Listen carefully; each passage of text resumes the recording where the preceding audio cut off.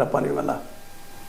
ಆದರೆ ಇವತ್ತು ರೈತರನ್ನ ದಿಶಾಬರ್ ಮಾಡುವಂಥ ಕೆಲಸಗಳು ಭಾಳ ನಡೀತಾ ಈ ಸಂದರ್ಭದಲ್ಲಿ. ಪ್ರಗತಿ ರೈತರು ಭಾಳ ಸಾಧನೆ ಮಾಡಿದರು, ಕಬ್ಬು ಭಾಳ ಬೆಳೆದ್ರು. ಅವ್ರ ಹೆಸರು ಹೇಳಕ್ಕೆ ಹೋಗೋದಿಲ್ಲ ನಾನಿದ್ದೆ. ದೊಡ್ಡ ರೈತರು, ಉತ್ತಮ ಸಾವಯವ ರೈತರು. ಇದು ಕೇವಲ ಏನಪ್ಪ ಅಂದ್ರೆ ಇವೆಲ್ಲ ನಾವು ಕೃಷಿ ತಜ್ಞರು, ಕೃಷಿ ವಿಜ್ಞಾನಿಗಳು ಅಂತ ಕರ್ಕೊಳ್ತೀವಲ್ಲ, ಇವರು ಈ ಜನರಿಗಿಂತ ನಮ್ಮ ಸಾಮಾನ್ಯ 1 ಎಕರೆ 1/2 ಎಕರೆ ಭೂಮಿಯಲ್ಲಿ ದೃಢದ ಬದುಕು ಮಾಡಿಕೊಂಡು ಸಾಲದ ಬದುಕ್ತಿರ್ತಾನಲ್ಲ, ಅವನು ದೊಡ್ಡ ವಿಜ್ಞಾನಿ.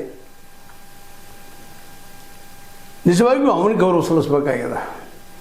ನಮ್ಮವ 1 ಟನ್ 1 ಎಕರೆಗೆ 70 ಟನ್ ಬರೋದ, 80 ಟನ್ ಬೆಳೆದ, 100 ಟನ್ ಬೆಳೆದ ಹಾಕಿದಷ್ಟು ಅದಕ್ಕೆ ಭೂಮಿಗೆ.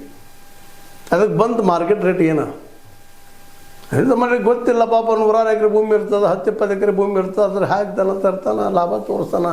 ಮತ್ತು ಕೃಷಿಕರಿಗೆ, ಕೃಷಿ ವಿಜ್ಞಾನಿ ನಮ್ಮವರಿಗೆ ಏನಿರ್ತದಪ್ಪ ಅಂತಂದ್ರೆ ಅತ್ಯಂತ ಕರೆಸೋದು, ಸ್ಟೇಜ್ ಮೇಲೆ ಕುಣಿಸಿದಾಗ ಹೊರಪಳೆ ಮಾತಾಡ್ತಾರೆ, ರೈತ ಹಂಗೆ ಆದರೆ ನಿಜವಾಗಿಯೂ ರೈತ ಇವತ್ತು ತೊಂದರೆಯಲ್ಲಿದ್ದಾನೆ. ಒಬ್ಬ ರೈತನ ದಿನಗೂಲಿ ರೈತಗೆ 27 ರೂಪಾಯಿದ ದೇಶದೊಳಗೆ. ಅವನನ್ನು ಲಕ್ಷ ಇಟ್ಕೊಂಡು ನಾವು ಮಾತಾಡಬೇಕಾಗಿದೆ ಇವತ್ತು. ಆ ವ್ಯಕ್ತಿಯನ್ನು ಇಡೀ ದೇಶಕ್ಕೆ ಅನ್ನ ಹಾಕುವಂಥ ರೈತ ಇವತ್ತು ಬಡತನದಲ್ಲಿ ಒದ್ದಾಡ್ತಾ ಇದ್ದಾರೆ. ಲಾಭದ್ದು ಯಾವುದೂ ಇಲ್ಲ. ಇವತ್ತೇನು ಪ್ರಗತಿಪರ ರೈತ ಅಂತ ಹೇಳ್ಕೊಡ್ತಾ ಇದ್ದಾರಲ್ಲ, ಅವ್ರನ್ನ ನಾವು ಕೇಳ್ತಾ ಇದ್ದೀವಿ, 1 ಟನ್ ಕಬ್ಬು ಬೆಳೆದು ನೀವು ಎಷ್ಟು ಖರ್ಚು ಮಾಡಿದ್ದೀರಿ ಪ್ರಾಮಾಣಿಕವಾಗಿ ಹೇಳ್ಕೊಳ್ರಿ.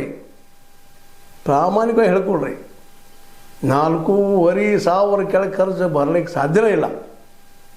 ಎಲ್ಲ ತುಟ್ಟಿ ಇವತ್ತು.